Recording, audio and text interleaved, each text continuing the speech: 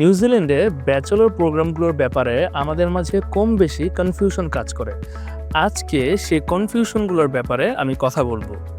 Number 1, ব্যাচেলরে admission পেতে 13 ইয়ার্সের education লাগে নিউজিল্যান্ডে, এটা আমরা সবাই জানি।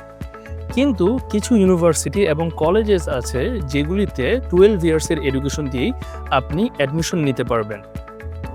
Number 2, work permit. নিউজিল্যান্ডে ব্যাচেলর এবং মাস্টার্স প্রোগ্রামে আপনি প্রোগ্রাম শেষে 3 বছরের পোস্ট স্টাডি ওয়ার্ক পারমিট পাচ্ছেন এবং ব্যাচেলর প্রোগ্রামে উইকলি আপনি 25 ঘন্টা কাজ করার সুযোগ পাচ্ছেন, যা মাস্টার্স প্রোগ্রামে একজন অ্যাপ্লিক্যান্টের সমান। Number 3, PR points. নিউজিল্যান্ডে ব্যাচেলরের পর আপনি যদি 2 বছর জব করেন তাহলে কিন্তু আপনি 2 পয়েন্টস পাচ্ছেন এবং ব্যাচেলর কমপ্লিট করলে পাচ্ছেন 4 পয়েন্টস। দ্যাট মিনস আপনার 6 পয়েন্টস কিন্তু হয়ে যাচ্ছে। এখন আপনি যদি 2 বছর জব না করতে চান, ইন দ্যাট কেস 1 বছর জব এবং আইএলটিএস, পিটি বা টোফেল যে কোনো একটি ল্যাঙ্গুয়েজ প্রফিসিয়েন্সি দিয়ে কিন্তু আপনি 1 পয়েন্টস পেয়ে যাবেন। দ্যাট মিনস আপনার 6 পয়েন্টস পাওয়াটা কিন্তু খুবই ইজি।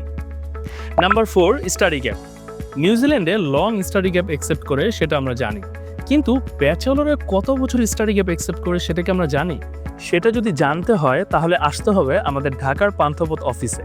তাহলেই আপনারা জানতে পারবেন এক্স্যাক্টলি কত বছর স্টাডি গ্যাপ ব্যাচেলর প্রোগ্রামে অ্যাকসেপ্ট করে থাকে।